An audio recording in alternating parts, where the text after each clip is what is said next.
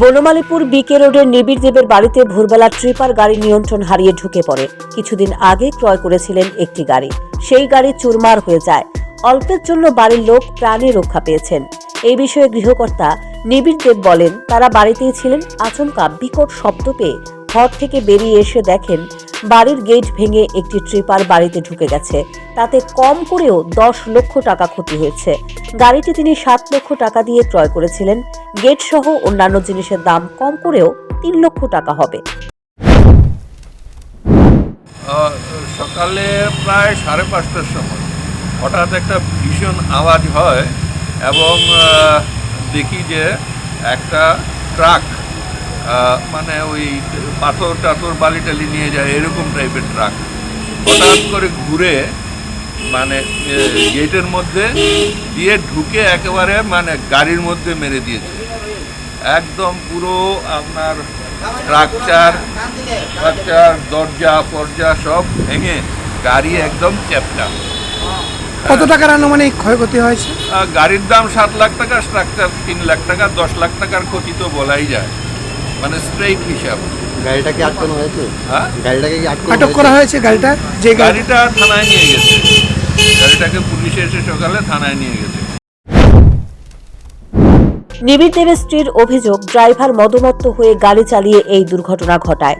দুর্ঘটনার ফলে নিবিড় বাবুর প্রায় 10 লক্ষ টাকার মতো ক্ষতি হয় বলে জানান তিনি।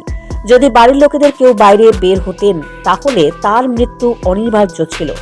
গাড়ি চালক প্রথমে স্বীকার করেনি সে মদমত্ত অবস্থায় ছিল, তাই সে গাড়ি নিয়ে বাড়িতে ঢুকে যায়। বাথরুমের দিকে যাচ্ছি, তখন দেখলাম একটা বিশাল আওয়াজ। জানলা দিয়ে দেখছি গাড়িটা এই দিক দিয়ে আমাদের একদম বাঁ দিক দিয়ে ঢুকে গেছে, মানে আমাদের গাড়িটা যে দিক দিয়ে ছিল। ভাগ্যেশ গেটটা দিয়ে আসেনি। আমি বলছি, এই কি হয়েছে কি হয়েছে কি হয়েছে, দাঁড়াও দাঁড়াও দাঁড়াও, কাকে বলবো?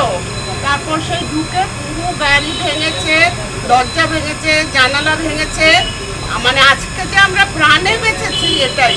আর রোড সাইডে যে বাড়ি, সেটা দেখুন, এই বাড়ি আজকের না, অনেক দিন আগে থেকে, আমি বিয়ের আগে থেকে দেখেছি এখানটায় গাড়ি আছে। গাড়ি সবসময়ই আমাদের থাকতো, ওই আগে তো এরকম ঘটনা ঘটেনি। আর তখন আমি লোকগুলোকে জিজ্ঞেস করলাম যে কেন তোমরা এরকম করলে? বলছে আমাদের ঘুম পেয়েছে। আমি কি একদম মিথ্যে কথা নেই, তোমরা রাত্রিবেলায় নিশ্চয়ই কিছু খেয়েছো, মদ খেয়েছো?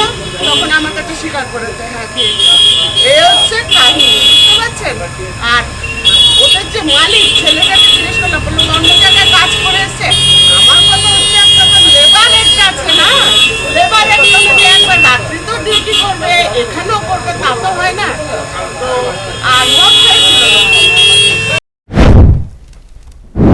পুলিশ লরিটি থানায় নিয়ে যায়। একাংশ যানবাহন চালক দিবারাত্র আকণ্ঠ মদ্যপান করে যানবাহন চালায়। তাতে করে যাত্রীদের চরম আতঙ্কের মধ্য দিয়ে এক প্রকার বাধ্য হয়েই যানবাহনে চলাচল করতে হচ্ছে। মদমত্ত অবস্থায় থাকে বলেই দুর্ঘটনা ঘটে চলেছে। Bureau report, news prime Tripura.